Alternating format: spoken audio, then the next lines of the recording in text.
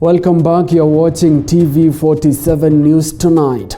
For years, cases of learners assaulting their teachers or non-teaching staff in broad daylight were unheard of within learning institutions in the country until recently.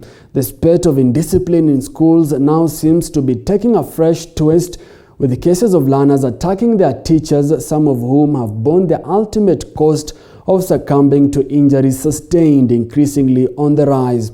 Our reporter David Mudhoka studies the infamous trend that is raising eyebrows within education circles and which comes against the backdrop of a 9-month break last year, as well as the 20-year-old ban on corporal punishment in schools.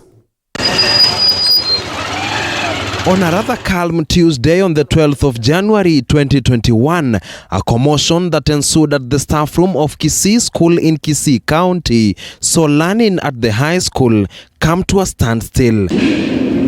Moments later, two teachers, Edwin Nyakundi and Elvis Maoto, were rushed to the nearby Ram Hospital, both with serious knife cuts. At the Kisii Central Police Station, a 17-year-old Form 3 student was being booked in, his kitchen knife wielding hands in handcuffs as police officers struggled to come to terms with what had just taken place.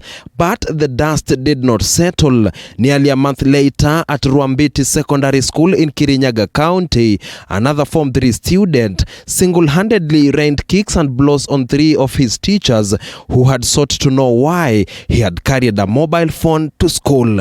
At that time, another student, again in Form 3 at Nyangori High School in Vihiga County, was facing murder charges for attacking a guard who will days later succumb to injuries sustained. Most recently, at the start of this month, another Form 3 student at Animoi Secondary School in Kericho rose to infamy after hammering a nail on the head of his school principal over 7,000 shillings fees arrear dispute.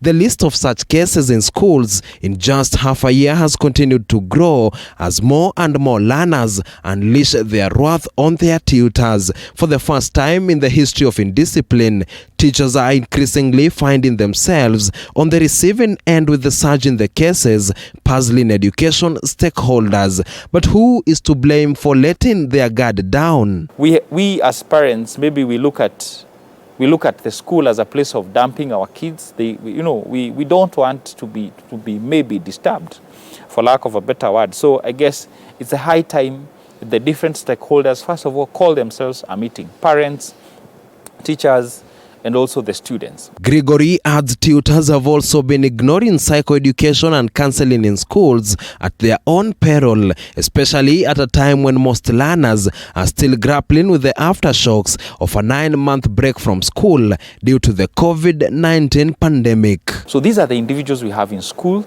and if these needs are not met, it results to trauma. So we have traumatized students in schools, with teachers equally traumatized. But can the situation be salvaged, and could the return of the cane, as proposed by Education Cabinet Secretary Professor George Magoha earlier in the year, be part of the solution? Causing pain to them, of resistance, and this has been a result of it, because I guess there are better ways of actually